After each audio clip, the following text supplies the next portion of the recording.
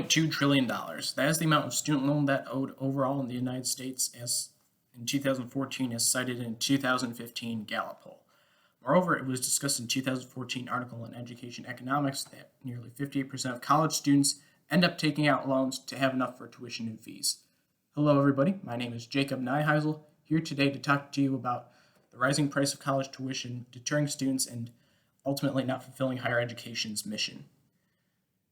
Now, by the end of this speech, you should know the parties involved in setting college tuition prices. With many Americans believing that earning a college degree is an essential step for a good career, the current college tuition prices and their increases set by three parties have a desirability and attainability conflict.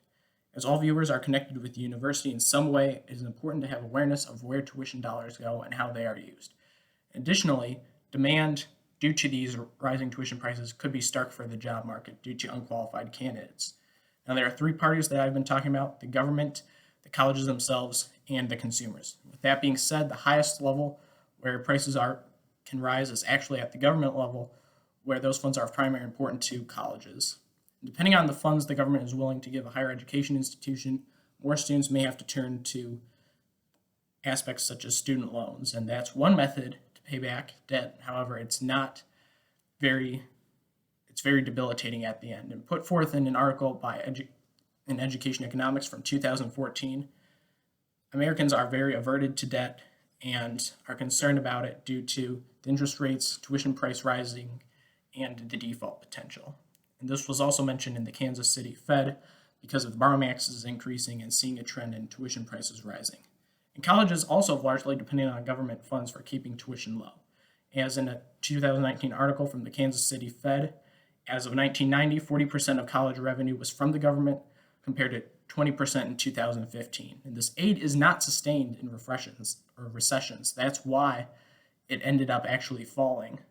And it sent universities trying to better utilize their resources, and ultimately they couldn't, and they were not able to provide the aid that they should have to their students or those trying to look for an education during a recession time.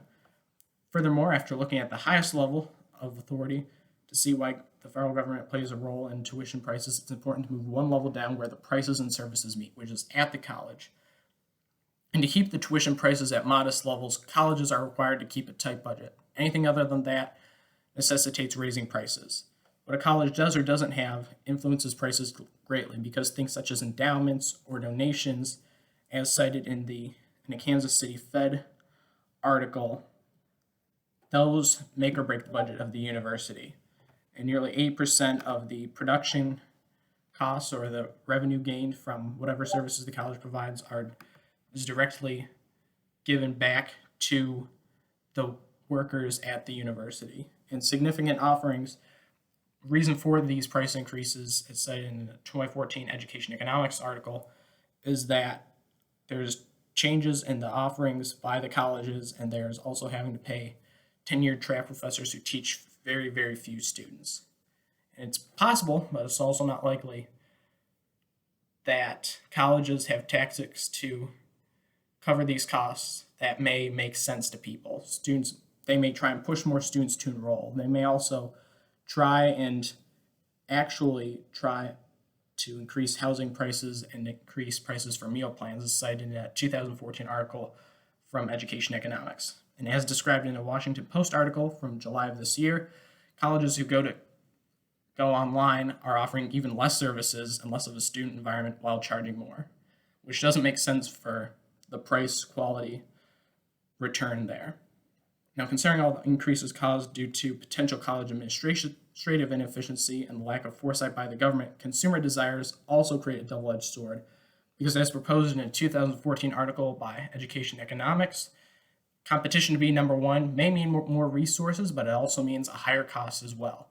And that cost for quality, as mentioned before, may not necessarily be worth it. And ultimately, some families end up paying that. And as in a Washington Post article from July 2020, students would depend a lot on college resources, and those who depend on them a lot would ultimately suffer, even those who were very well off. Well, likewise, the mentality of the student may be to blame for as well as the aspect that the college degree has become potentially obsolete.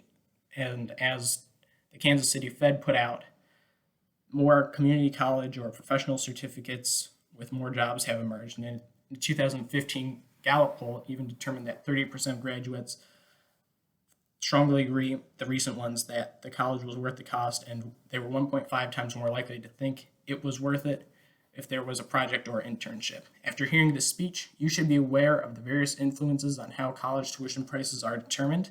This is at the government, college, and consumer level.